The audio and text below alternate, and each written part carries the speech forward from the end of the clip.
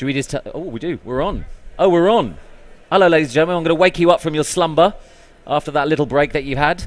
I just want to thank the IET for allowing me to do this, and I hope my panelists are going to pay a little bit more attention now we've started. All right there, Colin? Okay, good. My name's Justin Lebbon, and I'm a director and co-founder of Mediatel Events, and I know what you're all thinking. You're thinking, how the hell did I get into these jeans? Well, I'll tell you that. I'll tell you. It took an advanced level of gymnastics this morning in my hotel room. That's how. I spend my time, fortunately, traveling around the world talking about the future of television. We run the largest collection of events in the world on TV advertising. And if you ask me today, with all that knowledge and all those connections that I have, what the future of TV is going to look like, I'll tell you I haven't got a bleeding clue. But that's why I'm here today, and that's why I've got a job. So you won't hear me complaining about it either. Now, this particular debate, platform wars, I absolutely love it. It has everything. There's threat, there's mystery, there's opportunity, and we're discussing this in the context of who's going to win and who's going to lose, with the likely conclusion being that everything is kind of going to be fine. But without the hype, how else can 5 fairly old white men entertain you as a crowd? Now, before we start, one thing I love about the IBC is every conversation starts the same. It starts with, how long have you been coming to IBC? Oh, wasn't that funny when we did that 5 years ago? So I'm going to ask all my panelists to tell us how long they've been coming to IBC, and they're going to give us either a funny, drunken anecdote, or they're going to tell us about a bit of technology that we all got obsessed with that turned out to be rubbish. So Colin, you're closest to me.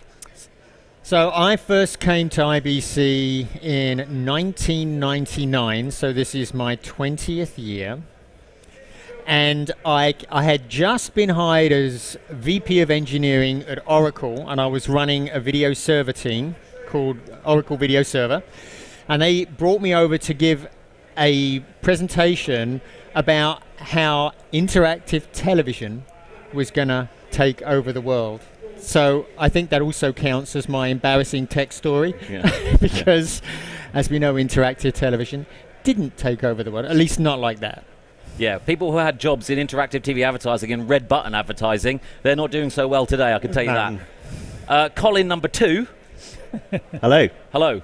You look so young, so this is clearly your 4th IBC. Thank you, sir. Yeah. A little bit more than that. So 1988 was my first IBC, back in the Brighton days on Brighton Beach. Yeah. And the white heat technology then was an improvement to the PAL television standard called D2Mac. Anybody remember D2Mac? That separated out the video into its components and had digital audio. And we were uplinking this to a satellite to downlink to the show, and we put barriers around the satellite uplink because it was a reasonably high power uplink, and we put signs on the barriers saying warning radiation, and the local press had a field day on this. They said, what are you doing making our beach radioactive? That's nice. And Chris, yes, how long have you been coming to IBC? I don't have the experience, so this is my 6th IBC. My best story, and I won't throw anybody's names out there, but if you come up to me afterwards, I'll tell you. We had a colleague who swam one of the canals on a bet last year. He made, I think it was $400, and that was really impressive. At about 2 in the morning, he survived. Wow. And he's back this year. We'll see if he does it. Yeah. In terms of technology, I think I'll throw ourselves under the bus. 10 years ago, this is before my time, the company I was with that got acquired by TiVo later on was pitching something called scene-based metadata. We were, we could find things that, find me when Tom Cruise destroys a Ferrari, and find this part of the scene and this part of the scene. It went nowhere, complete flop. So I'm throwing ourselves under the bus. These days, it's actually pretty hot. It's coming back. We'll see if it's more successful. So your own technology was rubbish. Right, throwing it I love under. that. Self-deprecating. Yeah. Brian, you're a spring chicken too, aren't you? So I started coming to IBC about 1999, so 20 years as well. I think my anecdote is less to do with IBC, but more to do with a previous job I had. I was working with Colin and others at UView, and Lord Sugar at the time, the chairman of UView, came to visit our offices. And there's a slight catering mishap, and we accidentally served Lord Sugar lunch consisting of raw, uncooked chicken. Oh. So So yes, I've nearly poisoned Lord Sugar. Well, that's good. That's a bad way to start a job, isn't it? So we're going to kick this off and talk about aggregation. We talk about this a lot.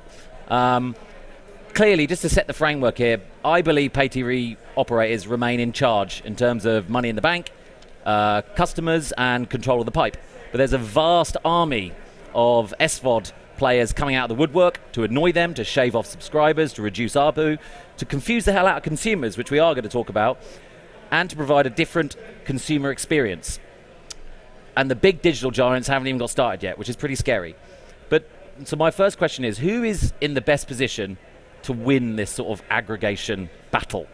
Is it the pay TV boys or is it the SVOD boys? Colin, do you want to start with that? So I think of the players that are out there right now, there are two that I like. One is, yes, I think pay TV operators have a great opportunity here. Although, again, it depends on the region that they're in. And I'm sure we'll get into that in just a second. The other one I like a lot is Amazon. So Amazon is doing a superb job with channels. It's solving a lot of the same problems that pay TV solved in the early days of cable systems. And it's doing it completely a la carte. I will say that it is a very mixed message model for the content providers, for the SVOD providers, but for consumers, it's very, very convenient, and it's really doing well. We did a survey in the UK, Sweden, Germany, and found a third of Amazon Video customers are now have bought an add-on video service inside of Amazon Prime Video, so it's very successful. So Amazon's players with their own content, but they're aggregating. They're aggregating other people like Eurosport, Yeah. ITV Plus. Do you know what their model is? Do they take 30% of the cut or anything like that? They take more than that. Do they? If you're a smaller player, I've heard it's as high as 50%. Blimey. 50%. Yep. Okay. Colin, pay TV or the new up-and-comers? Which one do you pick? So I think there's room for both here. So I think one of the factors that underpins this is customer behaviour and demographic change. So both TiVo and nScreenmedia has some very interesting market research they've done. We may hear a little bit about that. The younger generation perhaps more comfortable with disaggregated service and specific content they want. Perhaps the older generation want all the content they want to watch, and having a one-stop shop that bundles convenience, technical delivery, and customer support if something goes wrong in one place is a big factor for a lot of people, I believe. And think about a music example. Why is Spotify being so successful, and we don't all go to Sony Music and Universal Music, whoever else, to get our content? There's a really strong play around that aggregation. So super aggregation, very important for a lot of customers, but not all of them. Yeah. Don't you think our industry gets obsessed with targeting young people? I don't like young people that much. They don't spend that much money. They're not very loyal. They're a horrible bunch of people, let's be honest. It's a bad demographic. Whereas older people, they've got money. I don't know if that's a strategy within your organisation, but... Well, I think we wouldn't call any of our customers horrible. We like all of our customers. Yeah. And we've actually got 3 different brands inside my organisation. So our mobile brand, EE, appeals to a bit of a younger demographic. BT brand is maybe a slightly older demographic and more value based on that bundling and value for money you get from the bundling and the whole customer experience. There's room for both in the market, I believe. Okay, daft question, but does BT have a light service, like a Now TV service? Oh, yeah, absolutely. Yeah. Sorry, you can take BT Sport standalone. Okay, I don't live in the UK, so that's why I don't know that. Okay, from your perspective, who's going to win? I don't know who's going to win. I think my crystal ball is very muddy, but what I'll say is I think the person or the solution that wins has to have a certain set of features. And it has to be easy to use, has to be simple, has to be clear, has to put the content front and forward from a personalization point of view, so it has to be personalized. We see that people respond and react to personalization in a better way. They actually have much lower churn rates, even in that first 30 days of when somebody tries a subscription. So I think for us, it's a matter of what does the platform look like? As long as it's easy to use, the people will vote with their feet, they'll vote with their mobile phones, they'll vote with their remote controls. Okay. Are you going to pick a winner, or are you going to sit on the fence? No, I got to sit on the fence. Unbelievable. Yeah. Brian. Yeah, I think the local market is very important here. I think different countries have got a very different sort of view. I think you need, if someone is aggregating content, understanding they own the customer. So understanding the customer, marketing to the customer, supporting the customer, billing, it's all very much a local thing. Now, clearly, large brands like Amazon are very good at taking your money. They're very, very efficient at that. But they lack that customer connection somehow. And I think there's still a lot of value in actually bringing the customer under one sort of trusted brand and then offering the content. So, to be honest, I'm not sure the big guys like Amazon or Google or any of those guys are going to win this race. It may be more likely to be sort of local pay TV or even local telcos. Right, so one of the big debates about super aggregation and why we do it is because apparently we've reached max stacking. That's when consumers take on 3 or 4 services, they find it annoying, you've got different logins and all that sort of stuff. But do you, there's a bit of debate actually whether we have actually reached max stacking, because the SVOD market is actually still remains in its infancy. Colin, have you done any research on that? Have we reached max stacking, or how many services are consumers going to take on? What do you think? So, short answer to your question is no. We have not reached max stacking. There was a lot of rumors last year because a couple of surveys showed plateau in the growth of services. I think it's very much dependent on when you ask the question. So if you ask the question in Q2, Q3, yes, they probably flatten out, but it probably goes up again in Q4 and Q1 when it gets cold and people stay inside, right? Certainly our data and the data that I've seen shows that stacking continues. I'm going to let Chris talk about, there's a particular data point that he has that I think is really interesting that we should talk about, but I'll let him talk about that. I did a survey in the UK, as I say, I did a survey in the UK, Germany and Sweden. Most of those countries, the average is 2 and growing. So no, we haven't reached max stacking yet. But you agree, we've both seen that research, haven't we, and gone, oh, okay, 3, that's it. But it turns out it's horseshit. So, I will say I have seen a lot of research saying that there are a number of consumers now, a large group of consumers who are 1 in, 1 out now. So they may have 3, and they are saying at least that they are going to drop one service before they take another. Right. Not that they won't take another, yeah, but they may drop one before they do it. Whether they actually do or not, I guess it depends on the price of that service. Okay. Well, he led on it. Chris, do you want to talk about your research and your sort of experience with this debate? Yeah, sure. We've been capturing sort of consumer data for a number of years as part of a quarterly survey that TiVo does. And what we saw recently was the average was about 7.2 OTT apps, on average. Now, it was sort of interesting, a couple of additional data points there. The sort of natural curve, you think about it, data science by nature, the natural curve actually breaks around 10. So there is clearly growth. I think what we saw with numbers of 3 or 4 was a few years ago. Yeah. 2016 through to 3 years later has significantly increased. The other thing that's kind of interesting to us is the way these different users are clustering.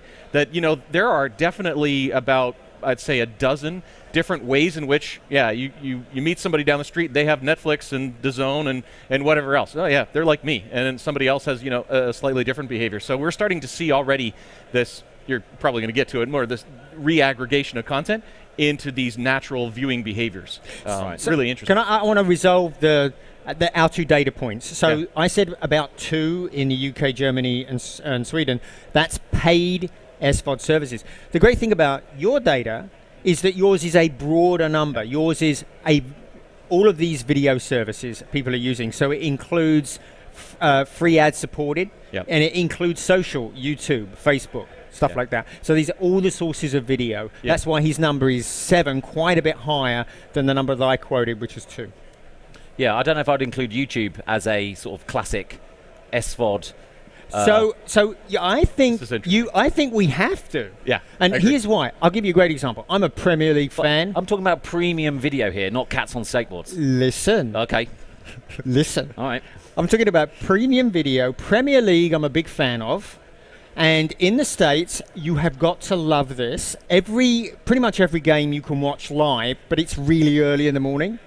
But that's okay, because I get up, I get on YouTube, and NBC puts up a 12 to 13 minute game recap within an hour of the live game finishing. So if I missed it, I don't even have to watch the DVR. I just go to YouTube and watch the 12-minute game recap. And then I can tell everybody I watched it live. But you don't have a subscription to YouTube, though. No. That's just access to a website. Yeah. You can't include websites into your theory. It is watched on my television. It is watched in 1080p. Yeah. Superb quality. Define the difference. I'd rather not. I'm the questioner, and you're not. I want to just add to this. I think we're seeing. You could probably name half a dozen of the big ones. There's the Netflix, the Hulus, the Amazon Primes, etc. But this is becoming, very gray as you start going down that layer. And there are different business models at play. I'm very much aligned. I don't see that much of a difference anymore between somebody that's at the top of that distribution curve and somebody that's in the middle of that distribution curve, somebody that's at the bottom. The content is actually really quite excellent. I mean, I end up watching a ton of stuff on mountain biking videos because that's my thing. And 1080p, 4K content, and I will waste hours on that. My wife will tell you, I'll waste hours on that. And for me, that particular content provider, that channel, whether it's on YouTube or it's one of these maybe other aggregators that I'm bringing in over my platform, I love it. It doesn't matter where it's coming from, as long as I'm enjoying it. And we do put some of our premium sports programming on YouTube as well. So the Champions League final, for example, we made that freely available in 4K and HDR on YouTube. Yeah. So it's a good audience for that. What I wonder with this is there, because of how many services, we thought we reached max stacking. We've just come to the point we haven't reached max stacking, clearly.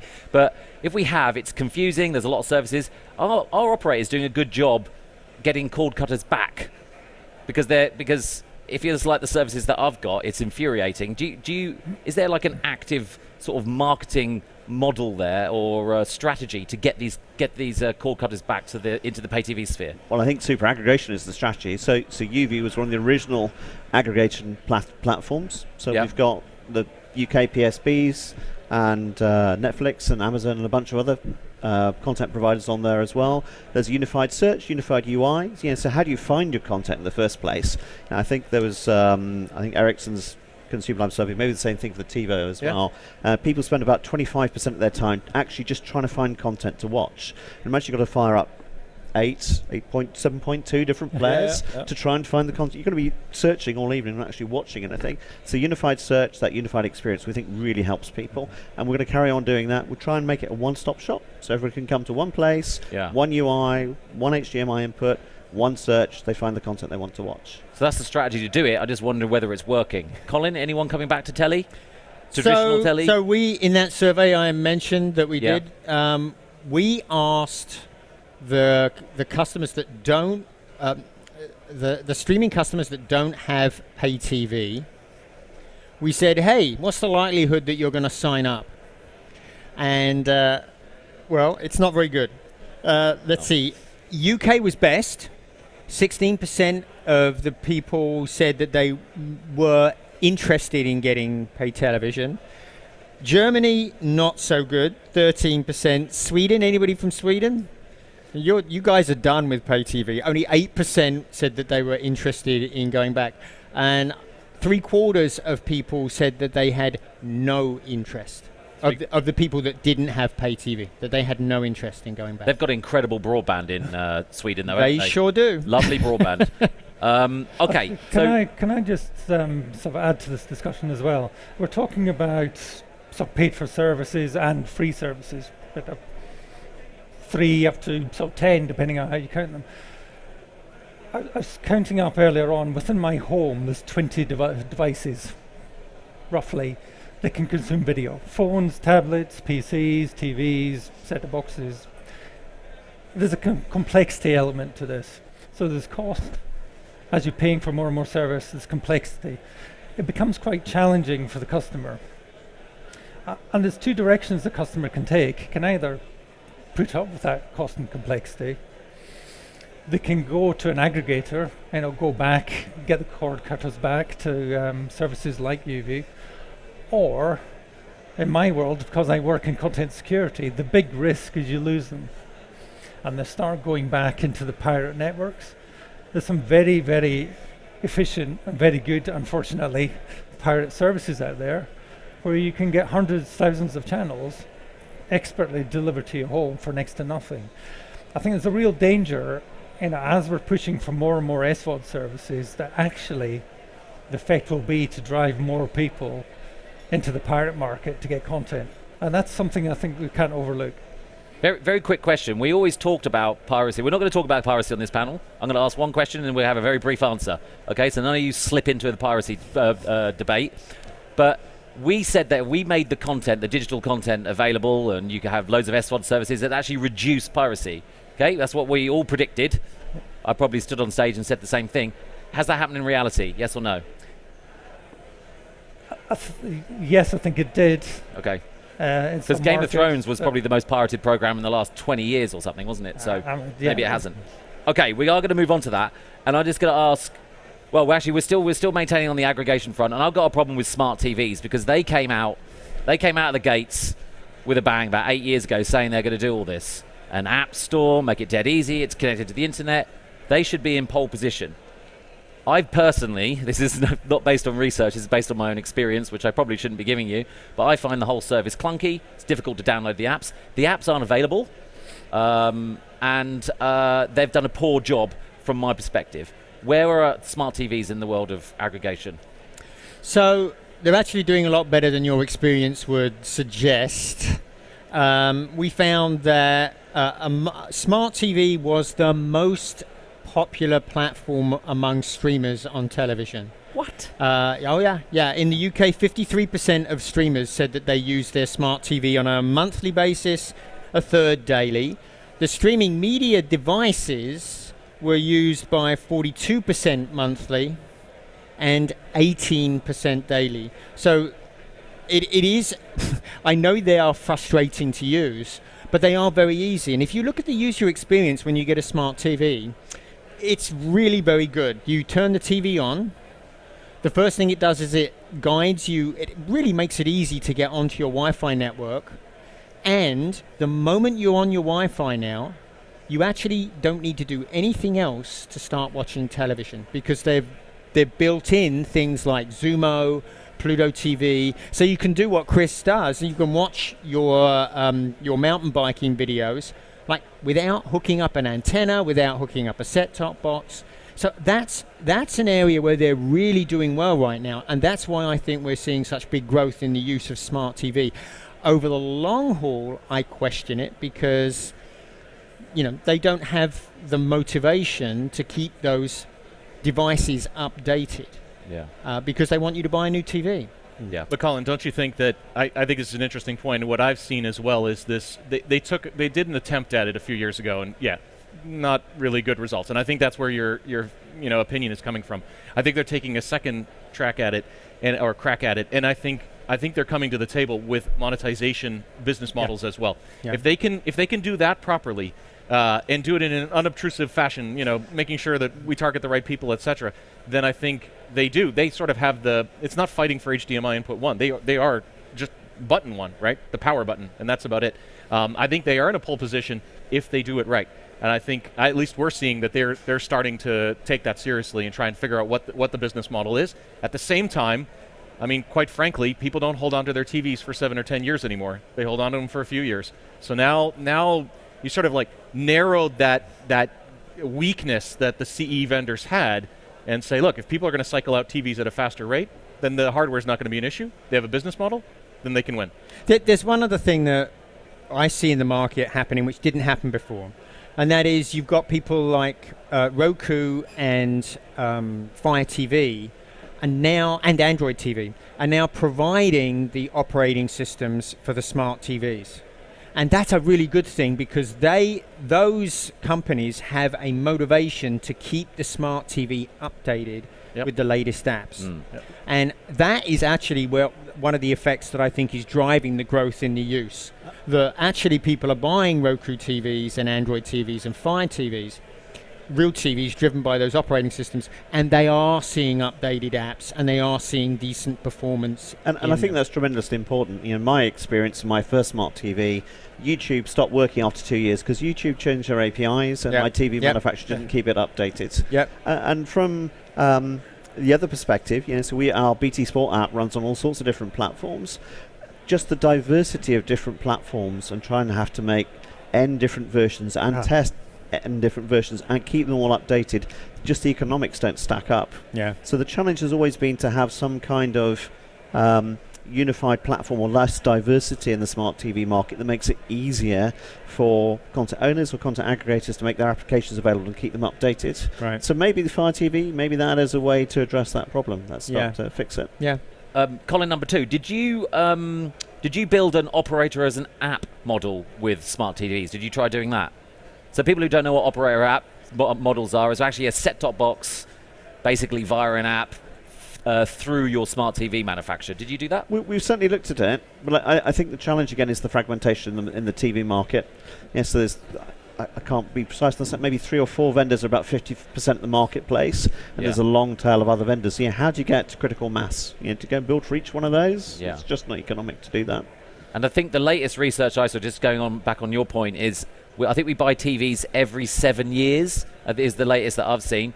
And of course, smart TV manufacturers look after their TVs in a year cycle, and after that, they don't update the OS, which is a major problem. Yeah, that's the thing that Colin's right about the number of smart TV operating systems, but the problem is every 2 years they change the operating system so that all the apps are incompatible. So you stop getting updates after a couple of years. And frankly, even if you did, the processor in those devices are underpowered, and the memory footprint is underpowered. So, it's tough. It's tough. The fragmentation in the market is getting worse. Brian, final point on smart TVs. Do you like them? Smart TVs are pretty good, but I think you've highlighted the two main problems there. One is keeping them up to date. Really, the industry needs agility. You need to be able to roll out new apps, freshen things up on a regular basis. If you're not updating the TVs and developing apps is complex in the long term, that's a tough market. And I think sitting behind that, you need a business model that makes it sustainable to make that investment to keep them updated. Pay TV operators have that. The stick providers have that. I'm not sure the TV guys do. That's where I think if they bring monetization efforts to the table, that will change that. They changed their model a lot on that, and they've got a big data play that they're doing actually around the world at the moment. And they're trying to get into the ad business. I'm going to say something interesting. What I think is interesting about Roku, they started off as a manufacturing something that you bought, that you plugged into your telly. They had an OS, which they made money out of, which they don't do now. Now they're in the content and advertising business. They make all their money from advertising now, which is an interesting change, isn't it? So, okay, just along the line, very quickly, you obviously mentioned Amazon. For the non-pay TV guys in the aggregation world, who's your favorite? Just give one word of who's your favorite. Brian, who's your favorite? Sorry, what was the question? So your favorite aggregator that's non-pay TV? Come back to me. Come back to you. Colin? Outside of yours is Amazon. Channels, well, I want to go outside. I'll say Roku. Okay. Colin too? I'm a pay TV operator, so... You've got to pick one. It's just the rules. YouView. Yeah, YouView. Okay. What else can I say? Android TV. Okay. Brian? Yeah, I think I'll go for YouView as well. I helped build it as well. I like PlayStation. I think PlayStation's awesome, by the way. So, on the super aggregation, the final point, TiVo, you get it. You're a non-content owner, non-pay TV operator, but you're going into this aggregation world now. Always have been. Yes. Always have. Can you explain the strategy behind that? Like what value do you offer to these broadcasters and operators that you're trying to sort of onboard, if you like? Yeah. The Switzerland of being able to aggregate, I think, is the value. So, essentially, TiVo's always been an aggregation service, whether it was channels, historically, be able to aggregate channels, but now it's apps, right? Now it's the combination of the two. In fact, I think we were the first to integrate with a pay TV provider in Virgin, Netflix, and had that years ago. Had Netflix as part of our retail box years ago. And so I think that concept has always been there, to just get out of the way of the content, let people find it, let people watch it, let people enjoy it, and whether that's channels historically has been, or it's channels plus apps, or it's channels plus apps plus this long tail of different VOD providers, doesn't really matter. The point is, can you just get people to their content, get it quickly? You were talking about how much time it takes. I mean, that's one of the KPIs that we have actually in our own business. You look at how long does it take for people to pass through the system. Can you do it do they do it on average in 50 seconds? Do they do it on average in 40 seconds? Whatever. Absolutely, this has been sort of where we're going. If you hear our new CEO, guy on board for the past couple months, he's been talking a lot about this, and I think this is where we're headed, to take this concept that we have, this one pass concept that we've had for a long time. Doesn't matter where the content's from, whether it's linear or this app or that app. I just want to find this thing. Help me get there. Is it still a B2B play, or is it a consumer play now, though? Combination. Okay. Yeah, always has been. Right. Yep. So we're gonna just talk about the SVODs, because the big incumbents are fighting back, and I wonder who will win of this silly debate. There's a huge proliferation of services out there, but the incumbents like Now TV, BritBox, and the US big boys are about to announce their services. There's NBC, we don't know what that's called. There's HBO Max, Disney, which I just saw today because the Netherlands was the first market, which looks lovely. And then we've got Apple TV Plus, who have made a few more announcements. Now I'm wondering, which ones of these services, from the incumbents to the existing ones, do you fancy the most? Colin? Fancy for success? Yeah, well... Disney Plus. Yeah? How many of you are intending to get Disney Plus? Me, I'm definitely getting it, yeah. Come on. I just love The Lion King. At that price, with that content, most of us are going to at least give it a try. What's the price in Europe? I actually don't know. I don't think they've announced it. Yeah, okay. I know what they've announced in the States, which is $6.99. Okay. And you can get a discount. But no, my bet, that service will have 10 million subscribers 6 months after release. This time next year, 20 million. It'll be the fastest growing SVOD service ever. See, it's this sort of analyst predictions that we've got to keep him on his toes with, okay? So record that down. I'll be back here next year. Yeah, record that you down. Can call me on it. Let's see how wrong he is. Colin, number 2, who's your favourite? I think I'll come back to my records company analogy, which is if you want to watch content, no one of them is going to be an overall winner. Content I want to watch is going to be spread across a number of different ones of those. I suspect Disney will do well in marketplace. I've got three teenage daughters. They still love their Disney channels, but it's not going to be all the content out there. Okay, so they're all going to be winners, like I predicted at the beginning.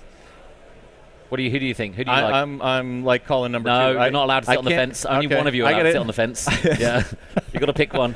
I never said it'd be an intelligent debate.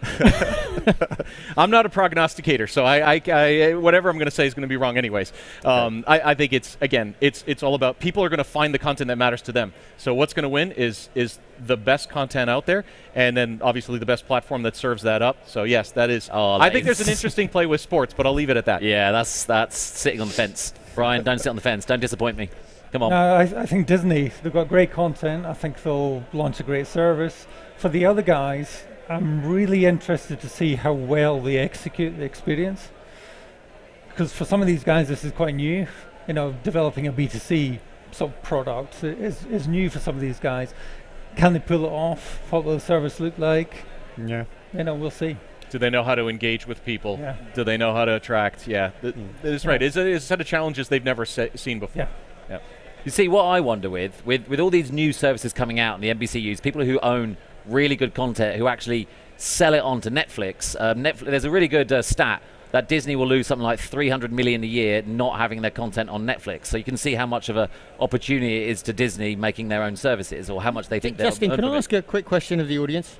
Go for it. Just real quick. Can you put your hand up if you have an Apple device, an Apple iPhone? Leave your hand up. Put your hand down if you are not going to try the Apple TV Plus app when it comes out. Yeah. Okay. Yeah. There's a data point. Yeah, these guys all get paid by operaters in the more traditional industry. Yeah, exactly. Modest so they can't success do it for Apple TV, Apple TV Plus. The camera's not on them. Yeah. So, but what I wonder about with NBCU coming out and HBO Max and others, they're actually pulling content off places like Netflix. So I'm wondering, with these proliferation of all these new services, especially the big boys coming in, who's going to be impacted the most? Because the market can't tolerate them all. We know that. There's going to be some winners and losers. And the existing SVOD guys are all funded by VC firms, and we all know they don't make money. So what's going to happen? What's the fallout here? Cold winter for Netflix. Yeah, I think so It's going to be very difficult. Sell your shares? In Q4. And, well, look, I am not an investment advisor. And listen, you do not want to ask me about investment advice. I've made terrible decisions in my life. Yeah. But Netflix is underestimating the impact that Disney Plus will have. The reason is simple.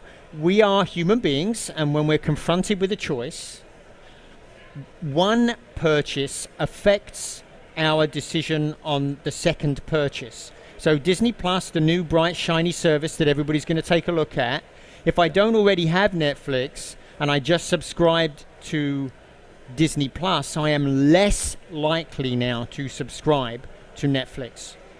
And that will impact Netflix's growth in Q4 and Q1. Okay. Okay, Colin, number 2, what do you think? Okay, well, so what's the long-term prospect for all of this? So if there's not a business model that sustains those different companies, so they're going to have to merge or fold, or something will happen to them. In the end, they'll coalesce into a form that will be realistic and sustainable from a business viewpoint. So maybe we're in for a big crunch and then a expansion again.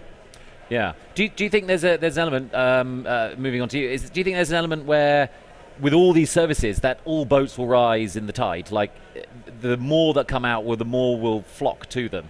And maybe they'll all be fine. I think there's a certain amount of spend that everybody can handle. So right. I think there's a limit to how much the boats will rise.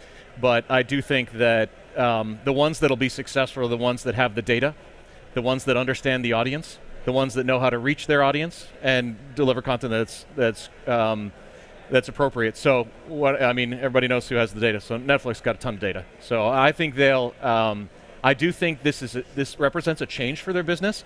But I do suspect that they are smart folks and they'll figure out a way to continue to build the right content for the right people. I do. Yeah, 13 billion is the count, isn't it, for content? Brian, do you have a final wrapping summary point to just beautifully tie all this together? Go. I don't know about that, but I know companies like Disney, they've got great active production. They're generating very good quality content all the time. They've also got a very large library of content. So they've got this massive sort of content archive that's continuing to be developed. Netflix have got their own content, not nearly the scale of Disney. If their subscribers numbers falls, they've got less money to invest in new content. So if they're not careful, they're going to hit this vicious cycle of not having the investment they need to do their own production. You bet. Yeah, so we all fancy Disney. Okay. Sports. I'm going to mention it quickly because I've gone on way too long on lots of these things, but it's been the bastion, hasn't it, of pay TV subscription sports. But you have services like DAZN coming along, really to ruin things and to ruin my life specifically. Well, this with DAZN and all these sort of like sub-sports SVODs, do you think that will sort of really make pay TV sort of stranglehold on the market very difficult? What is the impact that sports is having on the sort of the pay TV position in the market? Colin, do you like DAZN? Which one? Colin? Oh, sorry, Colin nearest me. You're Colin, and he's Colin number 1. Oh, okay. Colin number 1. So sports continues to be a big anchor, I think, for traditional pay TV delivery. The scale is still great on pay TV, and the experience is still the best on pay TV. A great example is the tennis that was carried by Amazon was not well received by the audience. It has been much better done on traditional TV in the past. However, sports has a problem. Major sports are actually struggling to maintain their younger audience. Now, I know you say you hate the younger audience, but the funny thing about younger people is that they get older. So it is your future. So you have to capture people, particularly with a sport, you have to capture them by the young. But if you look at major sports like NFL in the States, it's really struggling with younger people. Is it? So with that as a backdrop, they have to do something that re-engages young people. And to do that, you have to go where young people are, and they are online. Okay. Now, BT obviously spent a lot of money on production. So I watched DAZN. I hope no one here is from DAZN, because I'm about to hammer them. They have the football rights in Canada, and it drives me crazy. So I've got a great pay TV service there. I pay a fee. I get all the sports. $20, $30. I get all the sports. And then DAZN come along and nick the football. I watch 60% of football pretty much, but I do like other sports. Now I'm expected to pay another $20. And then I have DAZN service that isn't tied into my pay TV service, so I have to go out of my pay TV service to get into DAZN. You can see how annoyed I am. I have to run it from my phone and then put it to my screen. It's a horrible service, and there's no production value. I get no Gary Neville at half time. It's devastating. So BT spent a lot of money on the studio, on the sports. Did you get that repaid at all? How did that work out for BT? Well, we don't break out numbers separately, but I think it's been very successful. If you take the taxi driver test, so I remember taking a taxi to BT Sport once. Who do you work for? Oh, BT. Okay. I really like the pundits. The feedback was good. Yeah. As you say there. I don't watch sports content. And then if you're interested in the English Premier League or Champions League, the problem is if your matches are spread across a number of different platforms, how do you get access to all of that content? Again, if you look at the UV platform, obviously got BT Sport, you've got Amazon, and you've got Sky on there, so you can get all of your football action in one place, rather than having to go into those separate silos. The experience you described, trying to go to the zone, try and find your content. But what I'm wondering, though, when you go into the sports rights negotiation, does it matter if you've got good production? So at half-time in Canada on DAZN, I get a holding screen with elevator music. It's really upsetting for $20 a month. Does that come into consideration when you do the negotiation? Absolutely, we do work very hard on quality. So we were the first 4K sports broadcaster in Europe. I think I'm right in saying we've done a lot of pioneering work on HDR, and we were here in the Future Zone last year with our work on object-based broadcasting in MotoGP. So I think that is important. The content providers tend to be very protective about their way their content's represented, and it definitely helps. Okay, Brian, you can finish us off with sports regarding. Okay, I got a DAZN subscription. It doesn't do anything for me. I tried to log in to watch the cricket. Couldn't log in because I'm in a different country. When is that going to come to us? So I think DAZN is... I actually like the service. Okay. So it's not available in the UK, so I'm not actually a user of it, but I think it's changing the sports market, and I think that market needed to be changed. And certainly some sports like boxing in the US, pay-per-view sub events for boxing can be massively expensive. A Mayweather fight about 3 years ago was about $100, to watch one match. I think DAZN is making sports more accessible to people in more and more territories.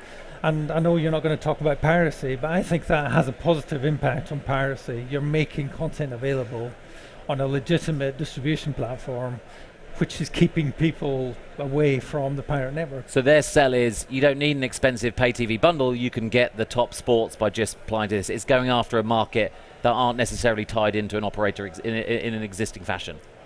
I mean, the sports content is still licensed on a territory-by-territory basis. So BT and Sky, they've got the rights for the UK, high production values, great service.